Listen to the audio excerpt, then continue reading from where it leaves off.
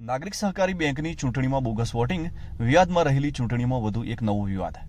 વર્ચસ્વનો જંગ બનેલી હિંમતનગર નાગરિક સહકારી બેંકની ચૂંટણીમાં હવે ચૂંટણી જીતવા માટે બોગસ વોટિંગનો સહારો લેવામાં આવ્યો છે.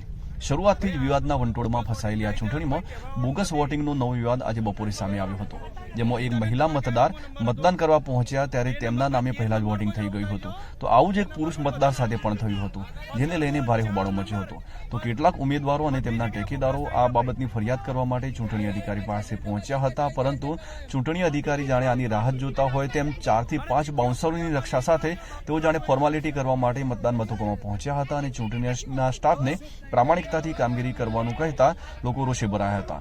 થોડા સમય માટે ત્યાં હોબાળો મચ્યો હતો, પરંતુ ઠંડે કલેજે ચૂંટણી અધિકારી પાછા પરત પોતાની ઓફિસમાં જતા રહ્યા હતા. આ તબક્કે જે મતદારોનું બોગસ વોટિંગ થયું હતું તેમણે બોગસ વોટિંગ થયું હોવાનું લેખિતમાં માંગતા મામલો વધુ ગરમાયો હતો. ત્યારે આજે ચૂંટણી પૂર્ણ થયા બાદ પણ આ ચૂંટણીના વિવાદો આગળના સમયમાં પણ ચાલુ જ રહેશે તેવી શક્યતાઓ હાલમાં જોવામાં આવી રહી છે.